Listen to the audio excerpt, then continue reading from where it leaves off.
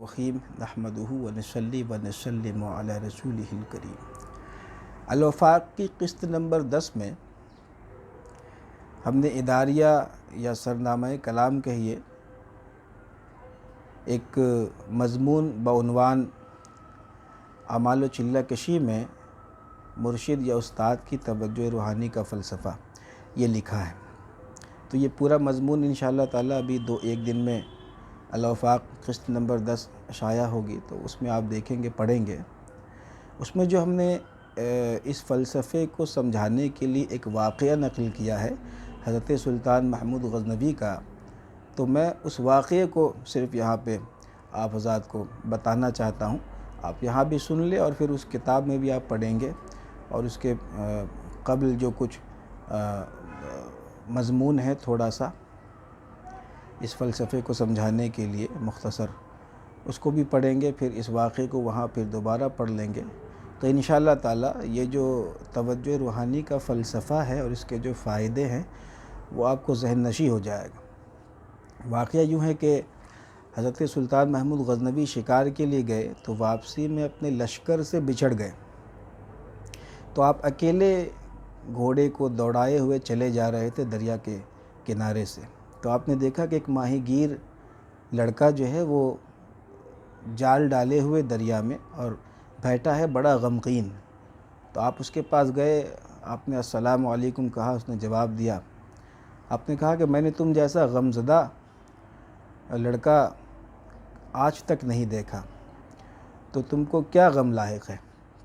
اس نے کہا کہ میں ایک غریب ماہی گیر بچہ ہوں، لڑکا ہوں، اور میرے والد کا انتقال ہو گیا، میری ایک بوڑھی ماں ہے، اور ہم لوگ 6 بھائی بہن ہیں، سب مجھ سے چھوٹے ہیں، اور میں صبح سے لے کر شام تک یہاں دریا میں جال ڈالتا ہوں، کنڈی ڈالتا ہوں، اور جو مچھلیاں اس میں پھنستی ہیں شام کو پھر ہم لوگ وہی کھاتے ہیں۔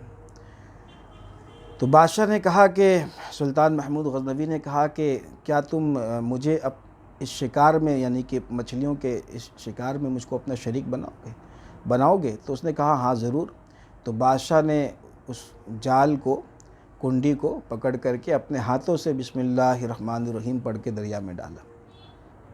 تو جب بادشاہ نے ڈالا تو اب اس جال کو بادشاہی اقبال حاصل ہو چکا تھا، تو اس دن یعنی بادشاہ کے جال ڈالنے کی وجہ سے اس میں سینکڑوں ہزاروں مچھلیاں اس میں پھنسی۔ تو لڑکا دیکھ کر کے حیران ہوا، اس نے پوچھا کہ اتنی ساری مچھلیاں؟ تو بادشاہ نے کہا کہ اگر تجھے معلوم ہو جائے کہ تیرا ماہی گیر کون ہے تو تجھے تعجب نہیں رہے گی۔ تو لڑکے نے کہا کہ اپنا آدھا حصہ لے لو۔ جب وہ جانے لگے سلطان محمود غزنوی، انہوں نے کہا کہ آج یہ سارا کچھ تیرا ہے، کل تو ہمارے دربار میں آنا، پھر تو جو شکار کرے گا وہ سارا میرا ہوگا، اور تو خود بھی میرا شکار ہو جائے گا۔ تو یہ کہہ کر وہ چلے گئے۔ پھر دوسرے دن ان کو یاد آیا اپنا وہ شریک ماہی گیر بچہ، تو آپ نے سپاہیوں کو بھیجا، اس کو بلایا اور اپنے ساتھ تخت شاہی پر بیٹھایا۔ تو لوگوں نے اعتراض کیا کہ حضرت یہ ایک تو ایک گداگر ہے، اور اس طریقے سے اس بچے کو آپ شاہی تخت پر آپ نے بیٹھایا۔ تو انہوں نے کہا کہ یہ میرا شریک کار ہے، اور جب میں نے اس کو قبول کر لیا تو اب میں اس کو رد نہیں کر سکتا۔ تو کہتے ہیں کہ آپ نے اس کو ایک شاہی عہدہ بھی اپنے دربار میں عطا کیا تھا۔ تو اس واقعے سے یہ پتہ چلتا ہے کہ جیسے آپ کوئی عمل یا چلہ وغیرہ کرتے ہیں، تو اگر آپ خود اپنے ثوابدید پر بغیر کسی مرشد یا استاد کی نگرانی کے اور اجازت کے اگر کریں گے تو اس میں اول تو کامیاب نہیں ہوں گے، اور اگر کامیاب ہو بھی جائیں گے کسی جگاڑ کی وجہ سے، کچھ جیسے رسمی اجازت وغیرہ کی جگاڑ سے، جیسے کسی سے عمل پوچھ لیا، کسی سے اجازت لے لیا، کسی سے طریقہ معلوم کر لیا۔ کچھ تو ایسے لوگ ہیں کہ یہ سب کرتے ہیں، پھر ناکامی ہوتی، چوتھے سے پھر شکایت بھی کرتے ہیں کہ عمل میں ناکامی ہوئی۔ تو اس طریقے سے اگر ساز و نادر اگر کوئی کامیاب بھی ہو جاتا ہے تو اس کے مقدر میں صرف اتنا ہی آئے گا جتنا اس نے محنت کی ہے، لیکن اگر مرشد کی نگرانی میں کی جائے، مرشد کی مائیت میں کی جائے، اس کی مائیت عرفانی میں کی جائے، تو پھر وہ خزانہ غیب سے وہ ملتا ہے اور ملتا چلا جاتا ہے، پھر یہ سلسلہ بند نہیں ہوتا۔ یہ بہت بڑا فرق ہے۔ آپ اس واقعے کو یاد رکھیں گے تو انشاءاللہ تبارک و تعالی اس راہ میں محنت کرنے سے قبل، وظیفہ گھسیٹنے سے قبل آپ اس فلسفے کو جان لیں گے اور مرشد یا اجازت کی توجہ روحانی اور مائیت عرفانی کو حاصل کر لیں گے تو آپ کا سفر جو کہ سالوں میں طے ہوتا ہے وہ مہینے میں، ہفتوں میں طے ہو جائے گا۔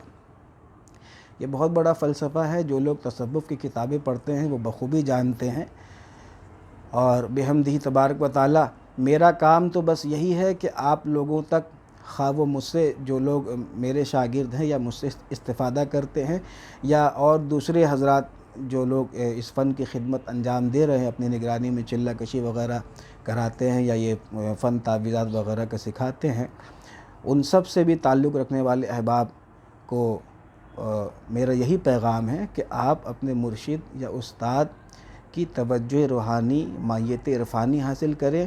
رسمی اجازت سے کام چلنے والا نہیں ہے۔ اب میں اس تفصیل میں نہیں جاؤں گا کہ یہ توجہ روحانی اور مائیت عرفانی کے حصول کیسے ہوتا ہے وغیرہ وغیرہ، کیونکہ ابھی خیر وہ انشاءاللہ تعالی اللہ چاہے تو اس پر بھی کچھ لکھا جائے گا یا کچھ انشاءاللہ تعالی اگر یہ ذہن میں رہا تو انشاءاللہ جلد ہی اس تعلق سے لکھوں گا، ورنہ انشاءاللہ جب وقت آئے گا پھر وہ لکھا جائے گا۔ لیکن فی الوقت اس نشست میں جو ہے میرا موضوع صرف یہی ہے کہ آپ لوگ جو اس فن سے شغف رکھتے ہیں، دلچسپی رکھتے ہیں، اس میں کامیاب ہونا چاہتے ہیں، تو آپ لوگ ادھر ادھر کی رسمی اجازت کے جگاڑ سے اور اپنے ثوابدید پر اپنے عقل کو رہنما بنا کر کے اس میدان میں سرپٹ دوڑنے کے بجائے استاد یا مرشد کی مائیت اور ان کی روحانی توجہ حاصل کیجئے، تب جا کر کے آپ کامیاب ہوں گے اور ضرور کامیاب ہوں گے۔ کیونکہ اس وقت یہ ہوگا کہ اس وقت عمل ایک ہوگا لیکن عامل دو ہو جائے گا، ذکر ایک ہوگا لیکن ذاکر دو ہو جائے گا، شغل ایک ہوگا لیکن شاغل دو ہو جائیں گے، سفر ایک ہوگا لیکن مسافر دو ہو جائیں گے۔ آپ خود عمل پڑھ رہے ہوں گے، وہ آپ اکیلے نہیں ہوں گے بلکہ استاد کی مائیت عرفانی توجہ روحانی بھی آپ کے ساتھ ہوگی۔ یہ بہت بڑی بات ہے، اس پہ غور کریں، اور انشاءاللہ تعالی یہ مضمون جو الافاق میں شائع ہونے والا اس کو بھی بغور آپ پڑھیں، فائدہ ہوگا۔ اللہ تبارک و تعالی مجھے اور آپ سب کو علم نافع عطا فرمائے، عقل سلیم عطا فرمائے، فہم قویم عطا فرمائے۔ وصلی اللہ تعالی علی خیر خلقہ ونور عرشہ وقاسم رزقہ سیدنا و مولانا محمد طہ و یاسین وآلہ واصحابہ اجمعین، آمین۔ السلام علیکم ورحمۃ اللہ وبرکاتہ۔